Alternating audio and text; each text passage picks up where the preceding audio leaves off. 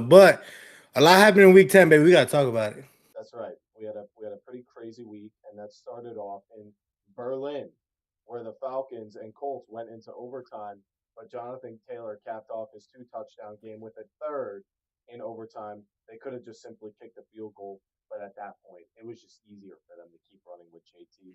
And he is on his way to a monster season, an MVP season. And I guess we could talk about this right now. JT, he should be the MVP in my opinion, because when you compare what he's been doing to like the other quarterbacks in the NFL, that's usually related to the quarterback who's like on the winningest team and they have like this insane productive season. I don't really see any Hmm. quarterback playing at that consistent level right now. Even Mahomes has had his blunders early on in the season and versus the Bills, but JT, he has been just on an absolute tear. And when you project out his stats over an 17 game season, he has 113.9 yards per game, 6.9 yards per carry, very impressive. 1.5 touchdowns on the ground per game, 26 receiving yards per game, and zero point 0.2 receiving touchdowns per game. So that paces out to 1,936 rushing yards, 25 and a half rushing touchdowns, 442 in the receiving game and 3.4 receiving. So that's 2,378 scrimmage yards, which would rank fifth all time in scrimmage yards in a season, and 28.9 total touchdowns, which would rank second all time, beating out Sean Alexander's season with 28, and two touchdowns Hmm. behind LaDainian Tomlinson's 31 touchdown season. I know we're going a little bit out of order, but I just got to ask you right now, Dan, do you agree? Do you think Jonathan Taylor is the current MVP of the NFL? As of right now, right, and hear me out with this, right? I would love to give JT's flowers off the rip, but I gotta respect Drake May, second year, all like stature, performance, the way he's doing. Because I'm not gonna lie, while like JT's got a solid ass O line, and he's got Tyler, Warren saved them.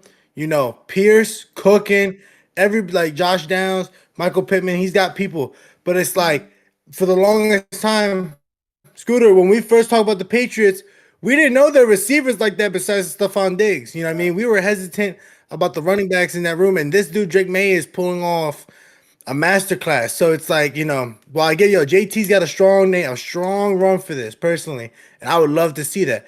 Drake May, though, I'm gonna give him that respect to be like they're right there with each other in my book. Seeing how, especially for the Pats and how they came out against the Bucks today, it's like it was something 100%. But yeah, I guess I would love to see a running back take that award, honestly, and I think it'd be JT this year. Yeah.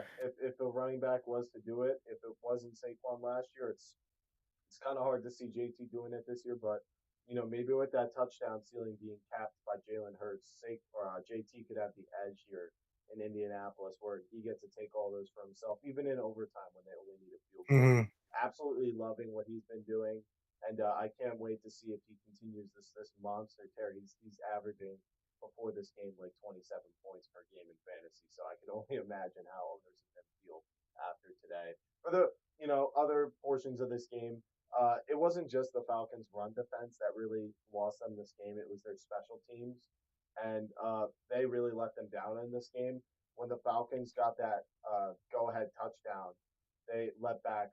They allowed a really good return by the Colts return unit, and Daniel Jones got sacked on that first play, but he responded really well on third down, having that long scramble, and then with that really nice throw to Warren to convert it on fourth down.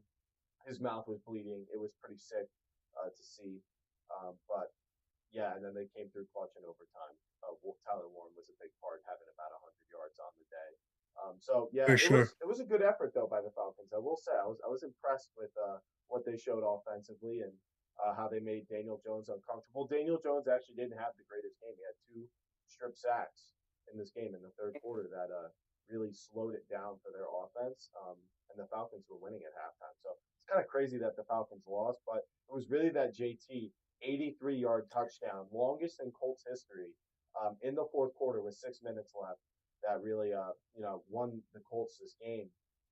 and the people of Berlin now think Jonathan Taylor is the next Adrian Peterson, and hey, he thinks it too. Exactly that. But there was also something that I found to be interesting this game watching it. Raheem Morris in the what's it called, the second quarter.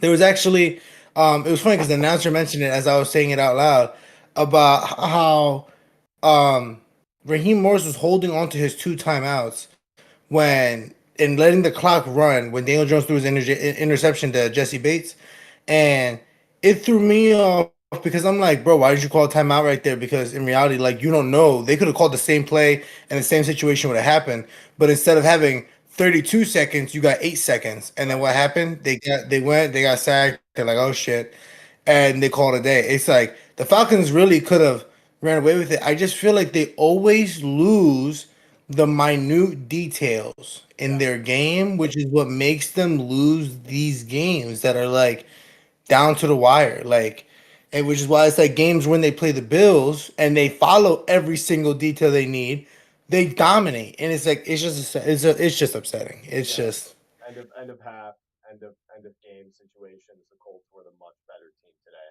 and that's why they won. mhm.